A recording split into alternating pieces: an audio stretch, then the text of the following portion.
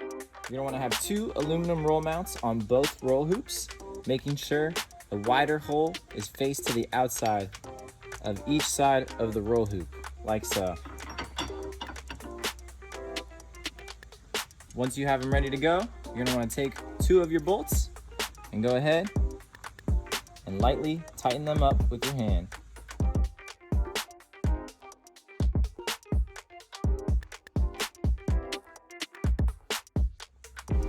Using a 5/16 Allen, you may have a different looking tool in your box, but this is the one we have. You're gonna wanna tighten these up, making sure your aluminum roll hoops are directly in the center to the best of your ability. It shouldn't matter, we have a little bit of playroom on our cross beams. You'll see what I'm talking about in a little bit.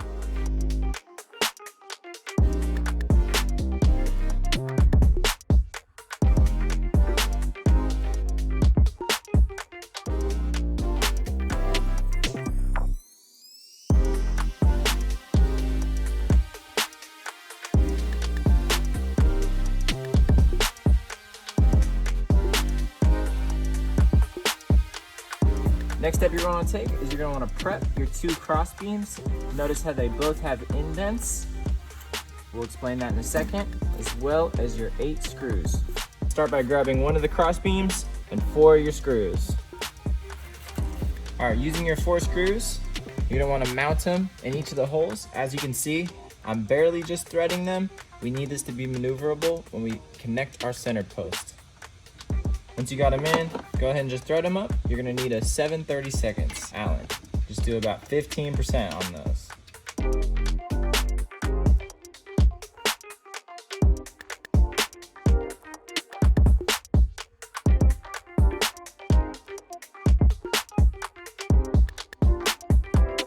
The next step we're gonna wanna prep is our rollers. You're gonna wanna grab the 4 shorter bolts, the washers, and the incorporating nuts with the nylon locking.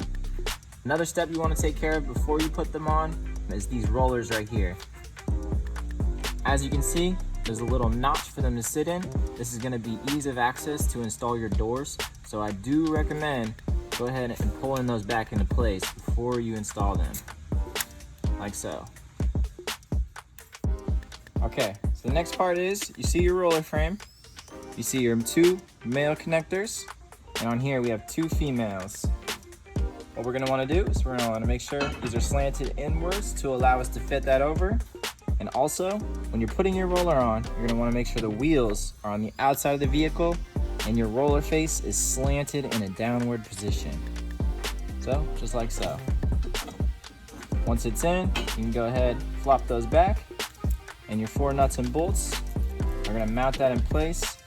But you're only gonna wanna go about 50% when you tighten these up.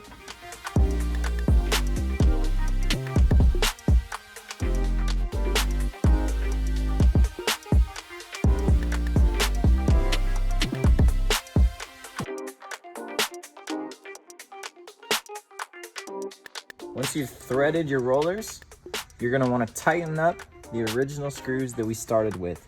What it's gonna do is it's basically gonna suck this together, pulling a tight grasp on the entire system that we've built so far. Once we do that, then we can worry about our nylon locking nuts from our rollers.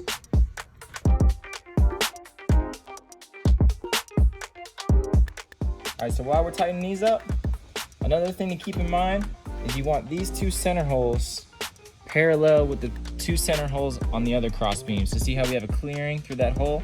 Basically, you want to get that as straight as you can. A trick to do that, if you're having troubles, is put a straight screwdriver through and see how straight you have of an angle.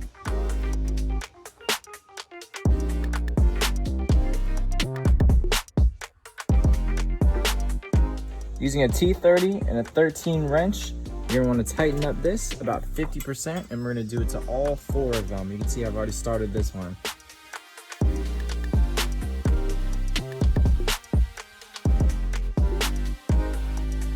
For our next part, we're gonna need to get the stereo out, but unfortunately the screws are under these top panels right here. So if you do have a windshield on, we are gonna need to remove it for the installation process of this Stingray, but it's not hard. I'll show you how to do it on the stock ones right now.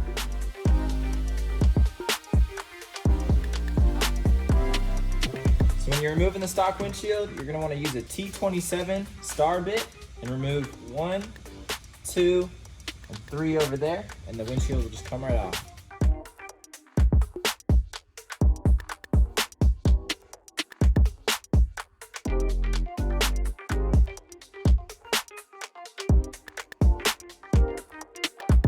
Once you have all 3 screws undone, basically, just push your windshield forward and pull up.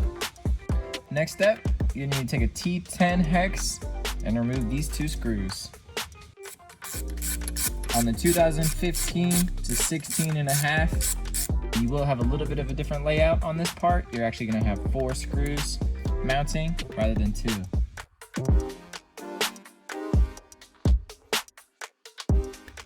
You have your 2 tabs here to remove the actual radio interface. You pull both of them down and pull out. It's really up to you how much room you want to work with at this point. You can choose to unplug the back of the stereo and take it out so you have full clearance, or you can kind of just hang it to the side like so. This one is a little bit tight because of the way Polaris wired their radio. Some of them will be looser, some of them will be tighter. It all just depends on the unit. It's up to your choosing for this next part. Once you remove this plug, basically your radio can just hang off to the side, giving you ample room to work inside here. Your next step is you're gonna wanna remove these 2 plastic plugs. You do that by putting your hand underneath and lightly push up on it, like so. Then you can pull the plug out just by wiggling it. Do the same with the back one, like so. Once you have everything exposed, you're gonna wanna remove the 2 plastic plugs here and here.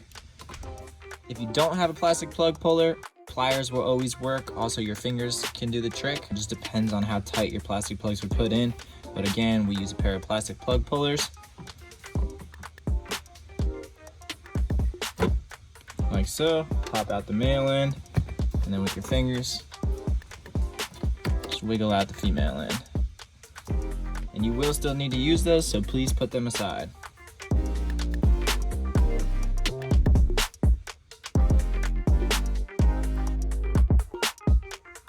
You're gonna wanna remove these 2 T40 bolts behind your console pad, right above your valve covers. These ones you're gonna wanna be very light on. On a lot of these T40s, they strip easily, but again, if you just use it with ease, you'll be all right.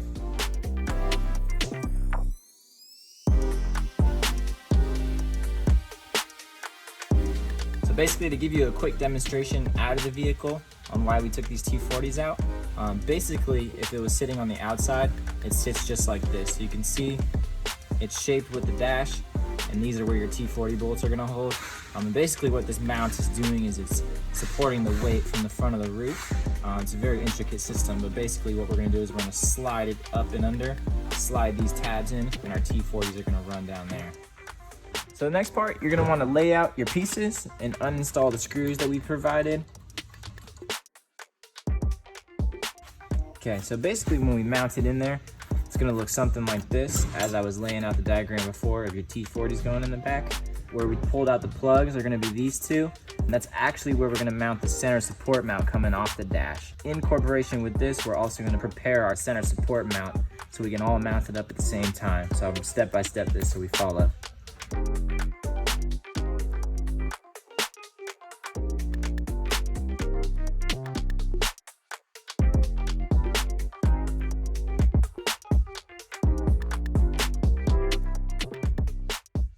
You're gonna wanna make sure you keep these 4 bolts handy, the ones we removed off these 2 pieces. I suggest using a catch pan, a magnetic catch pan, so you can always have them next to you without damaging them or the vehicle. So this is the second part to that mount I just showed. I will be explaining this in a later clip, so don't worry about this yet, but I do recommend leaving little length on the top side and as much length as possible on the bottom side. If you're having troubles with this, like I said, I'll explain in the next clips. But basically, this post mount is gonna mount on the top side of your dash, connecting into those plug holes we removed, and I'll show you in this next video.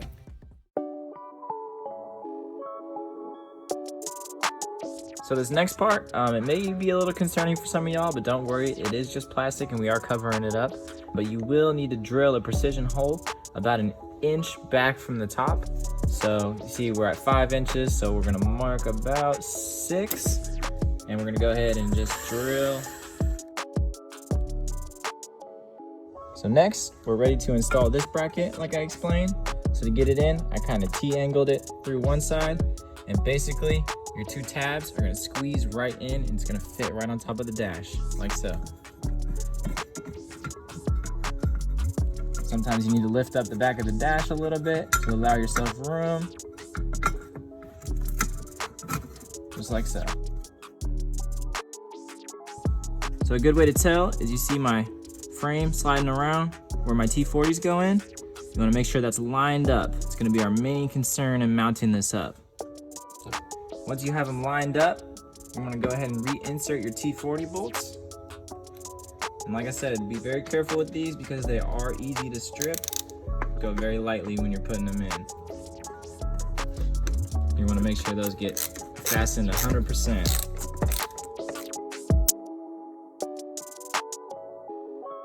Your next step is you're gonna wanna put your wiring harness down the hole that we pre-drilled, and that is the purpose of the hole, is to make sure we have somewhere to run these wires. So this should just pop in,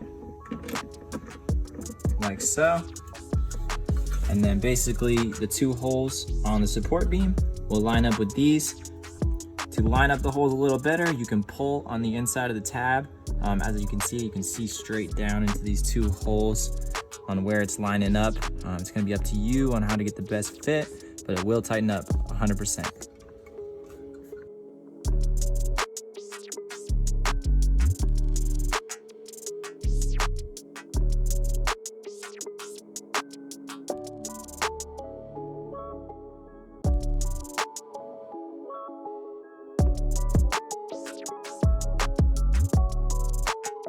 Step is we're gonna wanna make sure this wire has enough length to run around to the back of our glove compartment.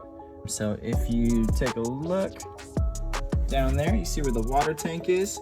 We're basically gonna wanna run the cord through here and behind the water tank. Once we get our cords ran behind our water tank, we're gonna wanna hook it up to the back of our cigarette lighter, but we're gonna go ahead and pan around to another angle so we can show you what we're doing.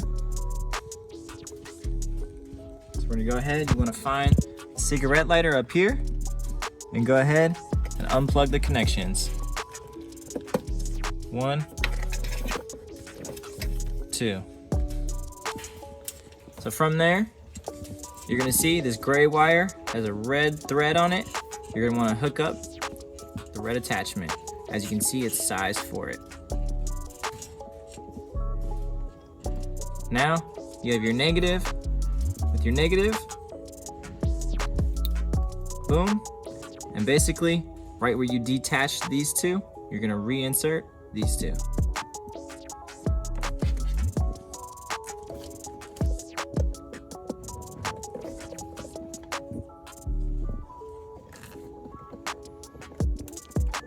Like so. Once you have your post on and your supporting plate, you wanna finish the supporting plate system. We're gonna need to mount this. If you look below, you'll see your two holes here. Basically, your lock nuts are gonna go on the back side, and the two screws we unscrewed earlier are gonna go forward in with a 10mm wrench on the bottom bracket 2 plates. Those 2 plug pulls we pulled out earlier, we're gonna replace those and it's gonna hold it in place.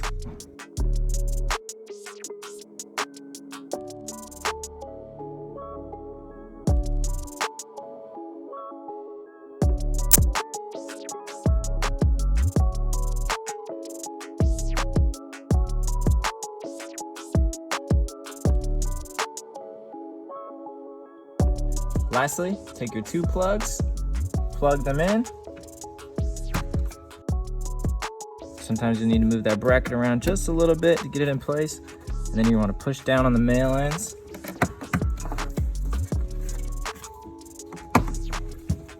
Just like so. Lastly, you're gonna want to re-hook up your radio. Grab that cord, tuck it under. And go ahead and plug it in. Make sure you hear that click when you pop it in, and just place the radio back in place. Once you're ready, go ahead, replace the radio face, like so, and reinsert T10 screws.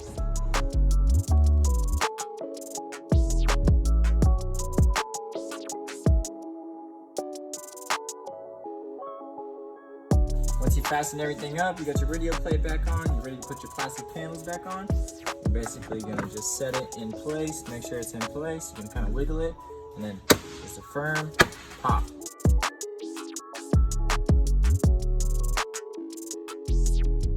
Once you have that done, you can go ahead and reinsert your windshield if you did remove one. And use your T27 star bit, and go ahead and fasten it up.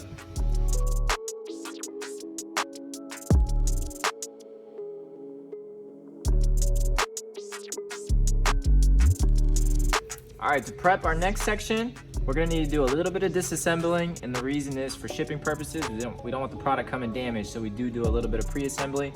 It also gives you a better idea on how the product is laid out when it's actually built. So for the first step, we're gonna wanna flip this over, and you're gonna wanna disassemble with a Phillips head these 4 screws. It's gonna remove your bottom panel.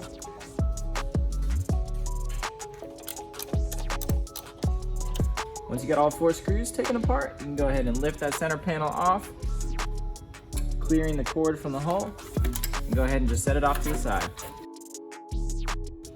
So using a 10mm wrench on these back bolts, and then on the other side, a T25 on these 2, you want to remove these rollers, and we will be reassembling them once our center frame is on.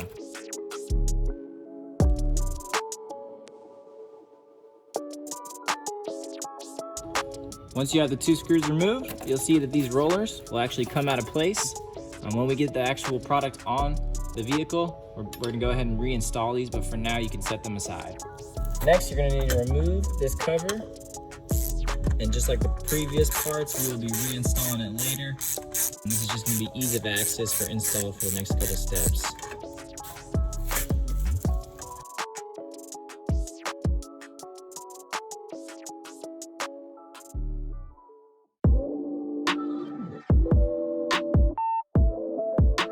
So you're gonna wanna prep your screw, washer, and nut that we provided.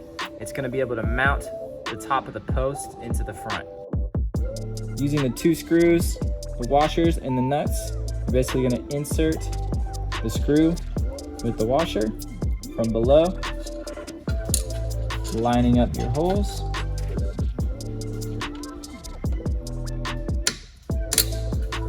Like that. Insert the nylon nut on top, like so on the back one.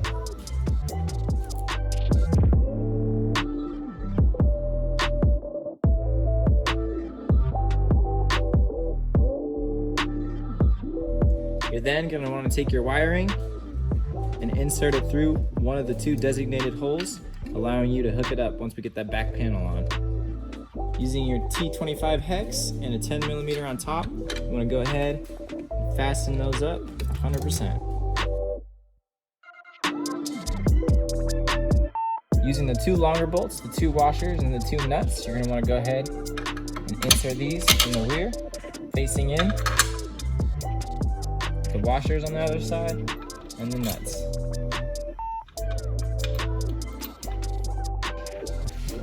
And then using a T30 hex and a 13mm, you tighten those up all the way, making sure you have a flush line here.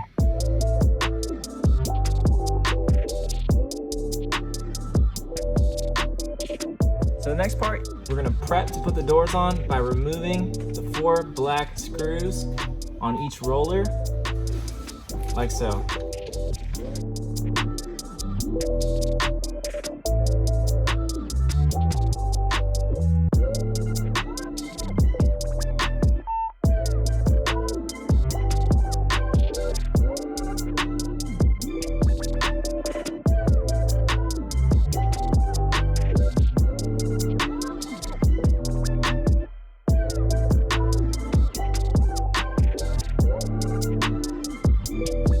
Remove all 8 screws. Make sure you keep them handy. I suggest putting them right here under your e-brake lever, and that way you can grab them when you're ready. So in prepping our door, you're gonna wanna make sure these are loose so they can slip over our rollers, and then we're ready to put the doors on. All right, for this next part, we recommend using 2 people just to be safe. You don't wanna scratch your powder coat or anything, but this is basically how you're gonna go about it for both sides. So he's gonna bring the door in. He's gonna focus on putting it at an angle so he can lock it in for this first hole right here. You don't want to scratch the powder. Go ahead and rest it on that. And as you can see, under here, he's making sure that the roller track is just resting in place. Again, we do recommend using 2 people because it can slip off at times if you're not careful. The main concern in this whole thing is lining up your top 2 holes here so we can get those screws in. Those are a part of the 8 screws that we removed originally from the roller frames. So we'll go ahead and we'll start putting those in while he holds the door frame for me. And again, the roller can move, just slightly nudge it. And you're gonna wanna do these by hand.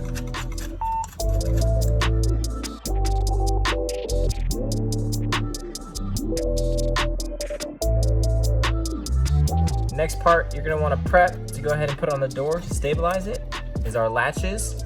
They are zip tied to keep them safe in the box. You can go ahead and just clip that. Okay, and then they're good to go. So then you're gonna wanna reinsert the screws, connecting it to our roller frames.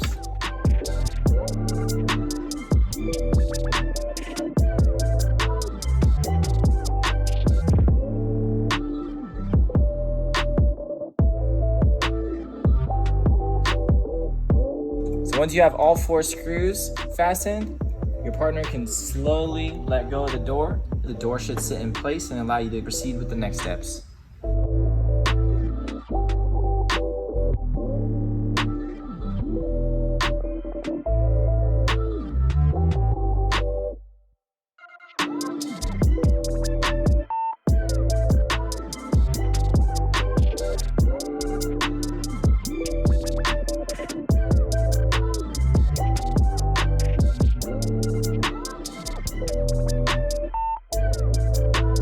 So using the last 2 long bolts, nuts, and washers, insert this on the back side. I'm just laying it out for you here, much like we did for this one, but on the interior.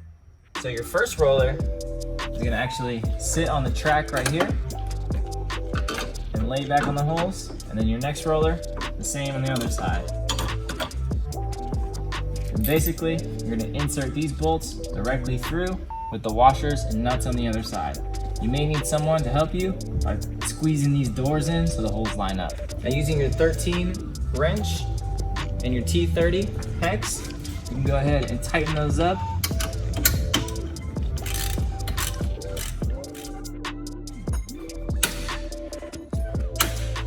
Once you can see all your rollers are correctly in place, you can go ahead and tighten up the screw and nut on each side. It's gonna be a 13 and a T30 as well. Once you have your rollers fastened down, then you can release the springs. So if you remember, the door panels are still a little loose to allow us to install this, so we need to take a 10mm wrench on the bottom side and your T25 hex on the top side, and go ahead and just firm those up.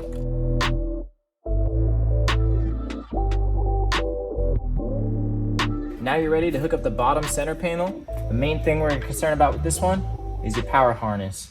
You got your positive red and your negative black, and they're gonna be male, female on both ends, very easy to install. We just wanna make sure we hook them up before we screw the panel in. When installing your center panel, I usually grab this with one hand, place the back side in, and drag it in. Okay, then your electrical components, it's gonna be basically plug and play. Now you're ready. You're gonna wanna make sure you drag all available cord so it doesn't get hooked up on your latches.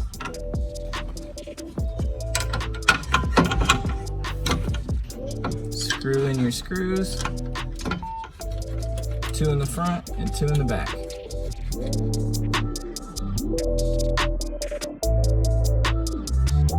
When you're ready, go ahead and flip your ignition key to battery mode and test out your lights.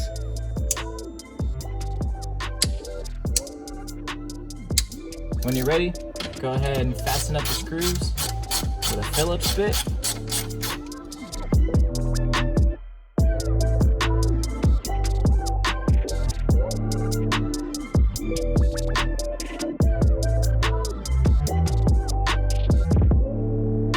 The last piece we're going to install is going to be the top center panel. You need the 2 Allen screws for the sides of the front and the 2 Phillips that we include in the kit for the back. Last thing we're gonna put in place is the center panel. Go ahead and place it forward and just slide it back into place. Next, we're ready to put our front plate on. It's gonna slip in here. And your 2 Allens go on both sides.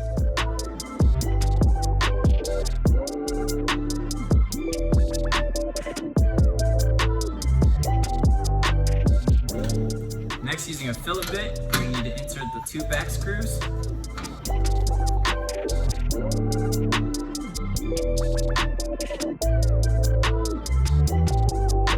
Lastly will be your spoiler fins, and they come pre-installed with the screws and nuts. We're gonna need to remove those in order to install them.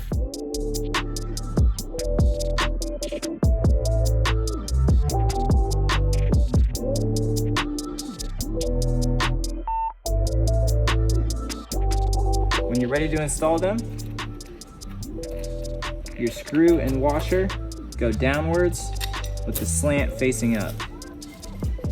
You're gonna need 3 of those.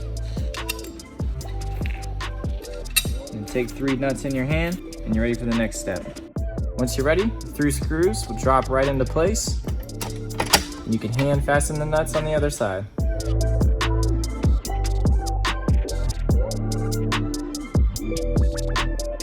Same for the other side. You can go ahead and fasten them up with a T25 and a 10mm on the other side.